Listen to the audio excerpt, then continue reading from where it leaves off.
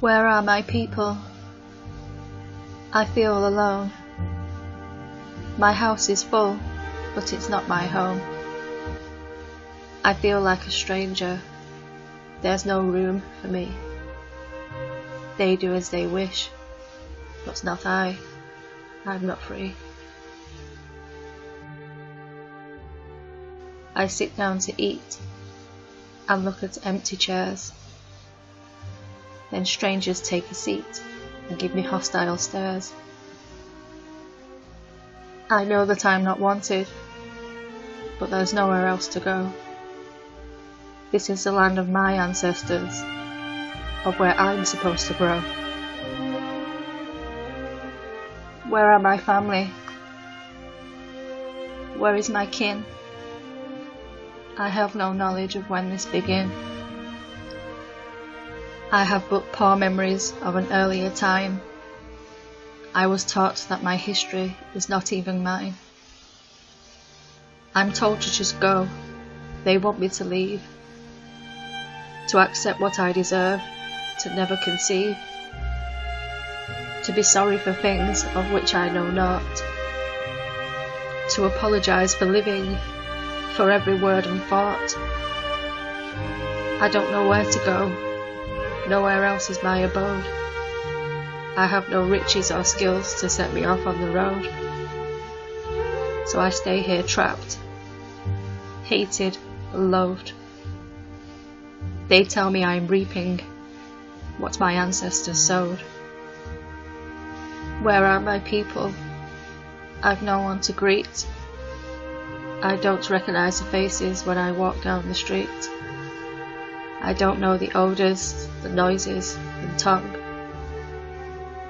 No familiar markets or heavenly song. No social gatherings which catch my eye. No face of friendship, no sympathy if I cry. No little babies who look just like me. No children playing in safety and free. No loving couples walking hand in hand. No, nothing is familiar in this place where I stand. Where are my people? I'm a stranger in my home. They've all left far away, all laying soil bone on bone. People want rid of me. I'm in their side as a fawn.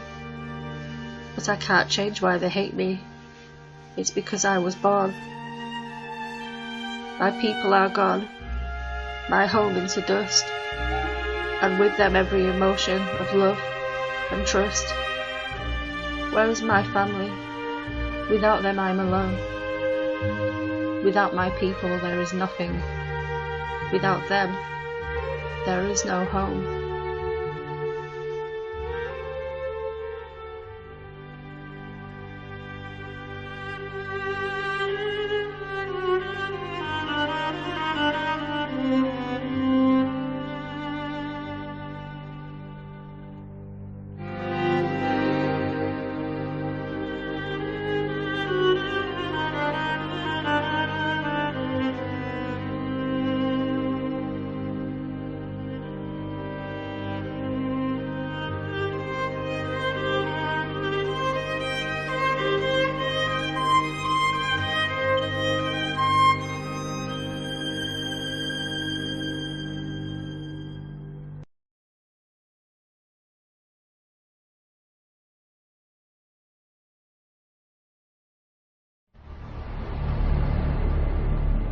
Kostbarste Besitz auf dieser Welt aber ist das eigene Volk. Und für dieses Volk und um dieses Volk wollen wir ringen und wollen wir kämpfen und niemals erlahmen und niemals ermüden und niemals verzagen und niemals verzweifeln. But again, we're scattered individuals. Everything's against us. Governments, money, press, television, all the new forces are used against us. All the great forces, all the material powers of the world, you say are against us. And so they are. You're quite right to feel that. and I don't underrate them, but I don't despair. And you shouldn't despair, because you, like I, have read something of history. You know something of the record and the achievement of the European. And dark as this hour is, it's no darker, it's not as dark as some of the hours you've known in European history. I reigned when everything was cowardice, treachery, and betrayal.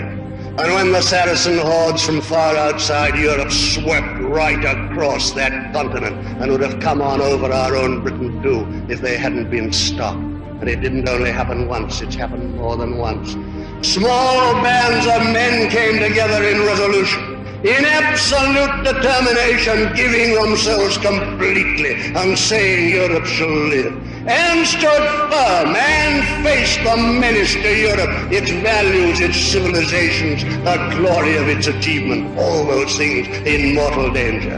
And they stood firm, they faced it, they came together, and more ran it to their standards, and those hordes were thrown back again and again and again. Europe lived in triumph because the will of Europe still endured, of course. But it can happen again. We've got other forces against us. Not those particular forces, but the power of money, the power of press in some hands. All those material forces which governments wield today, far more forces of corruption and oppression than have ever been in the hands of government at all, despite all their power of democracy and of freedom, as we well know in our daily political struggle. All those things are against us. But if we can bring together with us enough of people like ourselves, not only in Britain, but as we are doing in other countries of Europe, and gradually that force mounts and gathers strength, my friends, today, just as much as in the past, we can meet the dark forces which in another way threaten our European life with eternal night. We can rally those forces, and in the end we can prevail and we can triumph. It's been done before and it can be done again. Our task is to do what we are doing, and we began at Venice nearly some 20 months ago as I speak tonight, to bring together the best as we saw them, the Europeans, to get them to take decisions together, to decide on the policy which I have described tonight, that they would act and do these things together. First great step, after that the usual trouble, the difficulty, the struggle to move forward.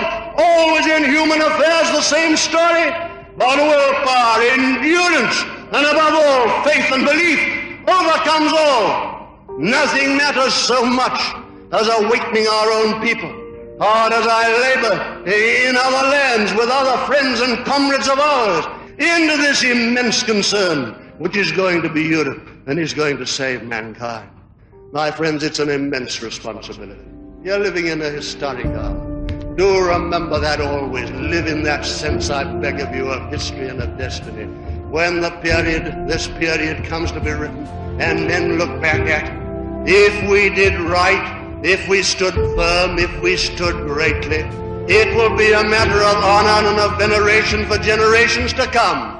I could not ask to live at any other moment of history than this, because never has mankind, never has the human species been confronted with such possibilities, with such choices of disaster or of greater heights and greater glories. My friends, do live in that sense that you are Englishmen, that you are European, that you come from people who face tremendous odds again and again, that much is against you, but you've got within you that will, that spirit, above all, that faith and that belief, which will lead the generations to come and look back at you in the pages of history with the proud words, to England, to Britain, to Europe, they were true.